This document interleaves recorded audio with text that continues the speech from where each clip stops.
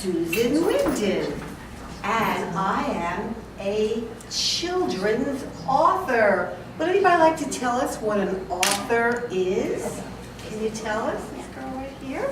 It's a person who writes books. A person who writes books. And there are authors for all different types of books. Books for adults, books for children, on all different topics. And in order to be an author, you really need to be dedicated. Does anybody know what the word dedicated means? It's a tough one to think. When someone is dedicated. Any guesses? Looks like you were thinking about it. Okay, this boy right here. It means you have like a passion. It means I have a passion for it. Oh, good. Nice. Yes. I like it. That's exactly right. When you have a passion for something, you become very dedicated towards it. It means you love to do something so much that you work so hard at it. And it could be anything at all that you love to do. Now, I am not an illustrator. Does anyone know what an illustrator does? All better know. Okay, this one A right person who draws pictures. Right, it's like an artist. The name of the person who illustrated the funny pictures for suppose at the supermarket is Corey Columbin. She drew the pictures. And I do want to mention that if you have any questions at the end of this presentation, you can feel free to ask me. Now, I've written several children's books, and this one is called a sequel. Anybody know what that word means? That's a tough one, a sequel.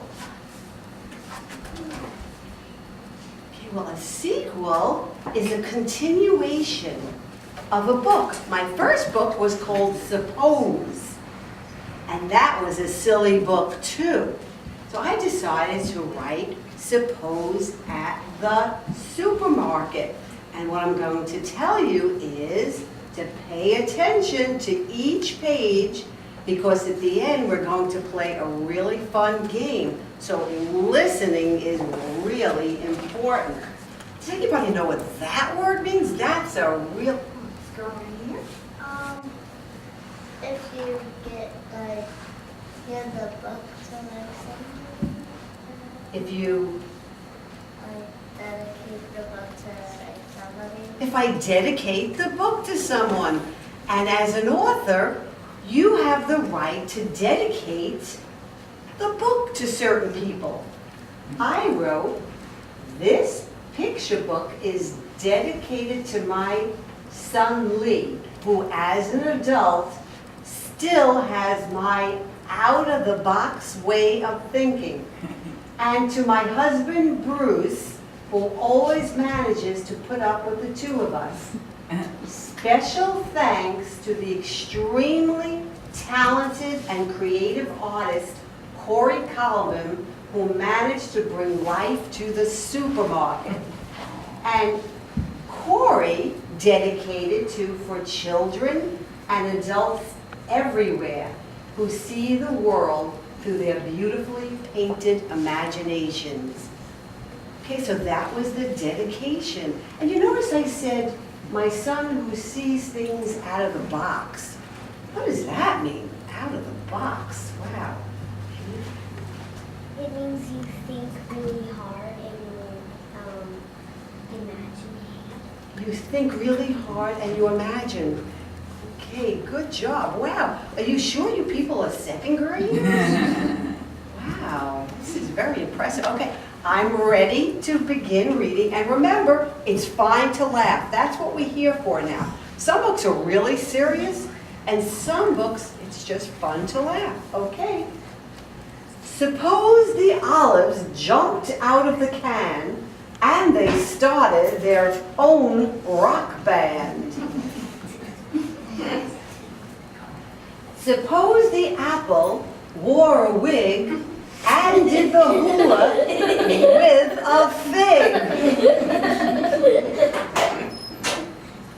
Suppose the pickles and the fish sat at a table with a knish. What's a fish? It's a potato-like product. Suppose the lettuce took off a leaf and put it on the head of a 2-pound beef. Suppose the pudding had one eye and went to skate with the apple pie. Potatoes and the peas sang a lullaby to the cheese. To the cheese yawning. Suppose a lollipop unwrapped itself and sat with the rye breads on a shelf. Suppose the peaches in the can had a mustache like a man. Suppose the soup started to skip and held hands with a potato chip. Suppose the grapes in the juice drink used a life preserver when they started to sink.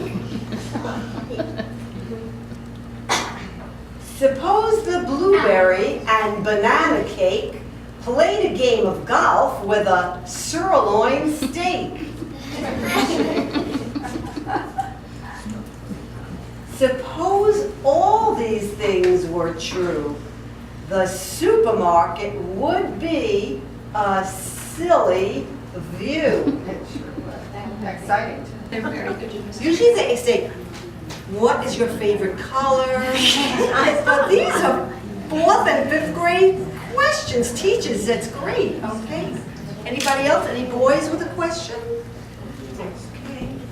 Do you like to write books? I love to write stories because if you're ever lonely or bored or sad and you write a story, you get happy and it's fun and you could share it with people. Anybody who didn't ask a question that wants to ask? Okay, you? In my car once, I wrote a story about these 2 people that went on an adventure. How cool is that?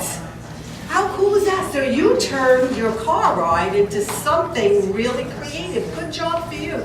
One last question from a person who... Do you write rhymes? Only rhymes? Okay, that's a good question. It so happens that all the picture books, she just asked if I only write rhymes. Oh, wow. It so happens that all of the picture books that I have written so far have been rhymes, and those are the ones that the publishers wanted. I have submitted, meaning sent, other stories, and so far nobody said they want them. But the rhymes seem to be the ones. When you were writing one day, did you ever get sad or like somebody encouraged you wanted to write? Did someone encourage me when I wanted to? Well, yes, sometimes I'd write a story and I'd think, I wonder if this is good enough and maybe people will like it. And then my husband or my son or my friends, I would share it with them and they would say, that's very good. You did a good job. So it's good to read your writings to people so that they encourage you. And one last question. Okay. What do you Okay, you want to think for a second? Sometimes before we speak, we forget. That happens. You think about it. Did you have one thing? How long have you been writing books? Oh, since I was a little girl. I always had a notebook and I was always writing. But my first published book was called Suppose. Did you remember what you were going to say? We read Supposed, I read that to them. Okay, did you? You did? Yeah, we read it. Maybe you weren't there. Okay, I know you're really anxious for a last question. Okay, it's hard for me to say. How did you get them to come into real books? In other words, how did they become published? Okay, that's amazing. Okay, well, that's for a talk for the older fourth graders, which is the process, which you type up your manuscript, which is the story, and then you need to send it either in the mail, at the post office, or through email to publishers. And if they like it, they turn it into books for you. But that's an excellent question. And I have to say that these 2 second grade classes have been my best audience ever. Ever. I don't know if any of you have taken a look at my website. Maybe teachers, you could let them, I don't know if it's the computer screen, and you could see all the places that I've been to. But second graders that are really like fourth graders, and I want to compliment you and tell you you are great. And guess what? I have a feeling that by the time, see, I live part-time in Delray Beach, Florida, and part-time in New York. And guess what? When you girls and guys are in the 3rd grade, I'm going to come back. How about that, teachers? Yes. I'm going to come back when they are in 3rd grade, I promise that, okay? And probably it's going to be around November, and the book is going to be called Silly Rhymes for Fun Times. And those are separate stories. They're longer, about silly things that can happen when you're at the dentist, and when your grandma makes meatballs that you don't like. So that's really, really funny. And some of it is about a ghost in the house that really wasn't a ghost. But it's going to be lots of fun, and I promise to be back. I'm going to see all of you. Remember in November, okay? Remember in November. Remember in November. And actually, what we're going to do in the next month or so, I think we're going to make our own Suppose at Unity School Book. Wow. We're each going to do a page. So, and then maybe we can show that to you in November. Oh, We'll do it this that year. would be very, very cool. I would love to see that. Boys and girls would Create any scenes with Suppose. Yeah. Outdoors, you could even do Suppose about your teachers. That might be Unity School. You could do Suppose about your teachers.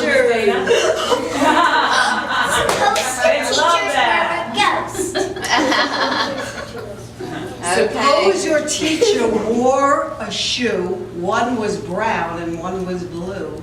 That's happened before. Okay, well, I want to say goodbye